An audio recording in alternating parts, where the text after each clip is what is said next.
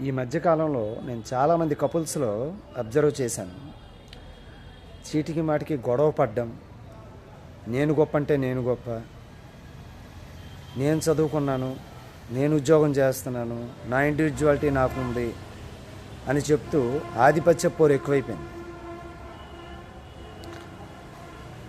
అసలు భార్యాభర్త అంటే ఒకరినొకరు గౌరవించుకోవడం, ఒకరినొకరు అన్యోన్యంగా ఉండడం, ఒకరి కష్టాన్ని ఒకరు అర్థం చేసుకోవడం, కష్ట సుఖాల్లో భాగం పంచుకోవడం, ఇది కదా దాంపత్యం అంటే. నేను ఉద్యోగం చేస్తున్నాను, నాకేం తక్కువ, నేను సంపాదిస్తున్నాను, నేను చదువుకున్నాను, ఇది కాదు కదా. ఇంకా చాలా పైత్యం ఎక్కడి వరకు పోయింది అంటే, భర్త ఫోన్ భార్య ముట్టకూడదంట, భార్య ఫోను భర్త ముట్టకూడదంట. ఇంకెందుకండి అది? పూజల్లో వ్రతాల్లో చదువుతుంటారు, పార్వతీ పరమేశ్వరుల్ని, సరస్వతి బ్రహ్మల్ని, లక్ష్మీ విష్ణువుని తలుచుకుంటూ ఉంటారు, సతీదేవిని ఇంద్రుడిని ఇలా తలుచుకుంటూ ఉంటారు. అంటే పార్వతీ పరమేశ్వరులా ఉండాలి. వాక్కు అర్థము ఎలాగైతే ఒకదాని నోటి విడిచిపెట్టి ఉండవో అలాగా కలిసి ఉండాలి. పార్వతీ పరమేశ్వరులు కలిసి ఉంటారు, అలా మనము కలిసి ఉండాలి కదా అర్థం.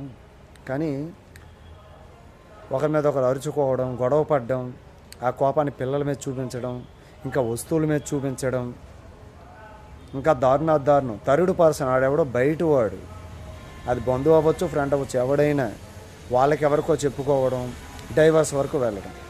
వీళ్ళ చేతుల్లో ఉన్నటువంటి బ్రహ్మాస్త్రం డైవర్స్. ఎటువంటి తీసుకెళ్తున్నారు ఫ్యామిలీని.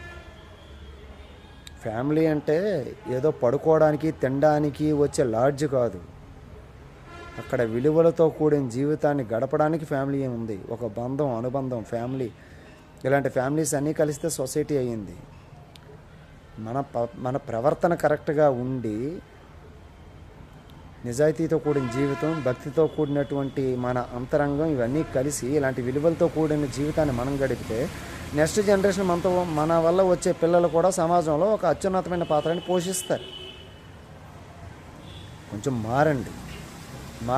పెళ్లి చేసుకున్న వాళ్ళకు ఉండాల్సింది ఓపిక. పెళ్ళి చేసుకున్న అన్నీ, ఏ వృత్తిలో ఉన్నా పెళ్లి చేసుకోవచ్చు, చేసుకోకపోవచ్చు, ఉండాల్సింది ఓపిక. పెళ్ళి అయిన వాడికి ఉండాల్సింది మరింత ఓపిక, సహనం అనేది ఉండాలి. అది కనిపించట్లేదు. రీసెంట్ సర్వే ప్రకారం భారతదేశంలో లెక్క నేను చెప్తుంది, 100 పెళ్ళిళ్ళు అవుతుంటే 60 పెళ్ళిళ్ళు డైవర్స్ అవుతున్నాయి. ఎందుకు చేసుకుంటున్నారు? అలాగైతే ఇంకో వ్యక్తి జీవితంతో ఆడుకునే హక్కు మీకు ఎక్కడుంది? మిమ్మల్ని నమ్మి మీకోసమని చివరి వరకు నిండు నూరేళ్ళు అని చెప్పి అనుకున్న వ్యక్తిని మోసం చేసే హక్కు మీకు ఎక్కడ ఉంది? ఎందుకు ఆ చదువుకి ఇంకా అర్థమేంటి? భార్యకి ఏం కావాలో భార్య చెప్పకుండా భర్త అర్థం చేసుకోవాలి. భర్తకి ఏం కావాలో భర్త చెప్పకుండా భర్త అర్థం చేసుకోవాలి. ఒక 100 ఏళ్ల పాటు ఒకరినొకరు అర్థం చేసుకుంటూ, 10 కాలాల పాటు అన్యోన్యంగా ప్రేమగా గౌరవించుకుంటూ ఒక బలమైన కుటుంబ వ్యవస్థను ఏర్పాటు చేయాలి. ఒక ఉత్తమమైన సంతానానికని, తద్వారా సమాజ అభివృద్ధికి దోహదపడాలి. ఇది ప్రతి ఒక్కరు అర్థం చేసుకొని ఆచరిస్తే అప్పుడు మాత్రమే సమాజం బాగుంటుంది. అంతేగాని న్యూస్ పేపర్ వల్ల, రాజకీయాల వల్ల సమాజమే బాగుండదు.